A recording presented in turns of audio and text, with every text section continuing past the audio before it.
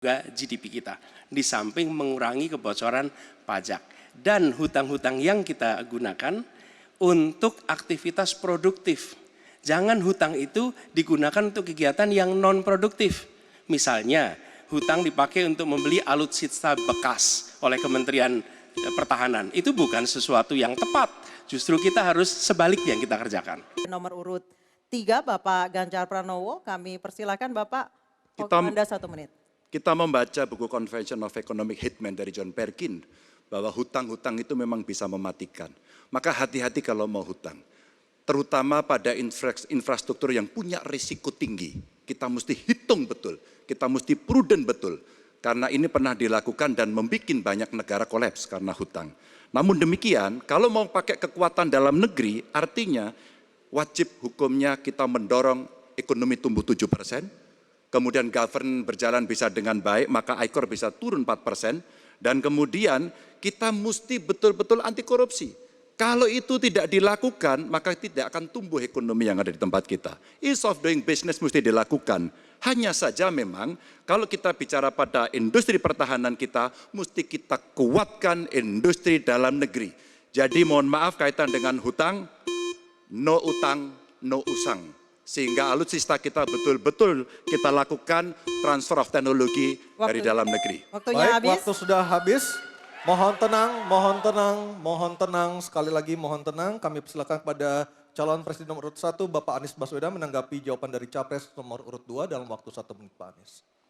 Sebaiknya disebutkan berapa persentase yang ideal, Pak, untuk kita di Indonesia. Kalau hanya mengatakan bahwa kita termasuk yang terbaik, berapa angkanya? Menurut hemat kami, kita harus bisa mencapai maksimal angka 30% dari GDP. Sehingga kita aman di situ, di bawah 30%. Dan itu caranya apa? Dengan satu menata hutangnya, yang kedua memperbesar GDP-nya. Yang tidak kalah penting adalah melakukan pengembangan skema-skema yang lebih kreatif dalam mencari hutang luar negeri, termasuk pelibatan swasta. Lalu memastikan bahwa ada perluasan wajib pajak yang harapannya nanti akan memperkuat juga GDP kita.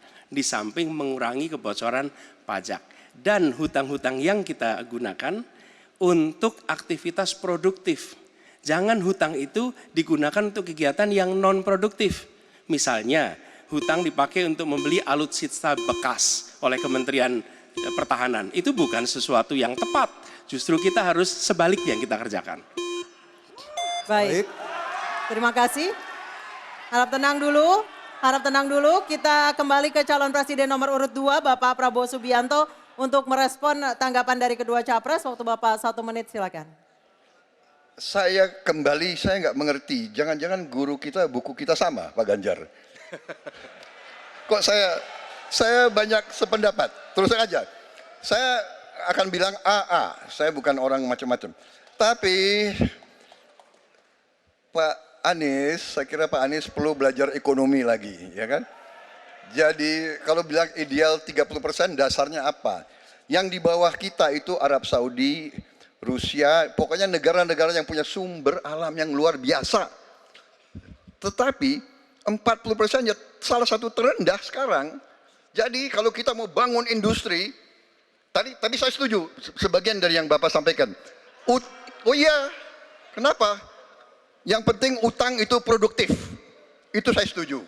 Tapi kita bisa sampai 50%, tidak ada masalah. Kita tidak pernah default. Kita tidak pernah default. Kita dihormati di dunia. Baik. Terima kasih. Baik, terima kasih. Jelajahi cara baru mendapatkan informasi. Download Metro TV Extend sekarang.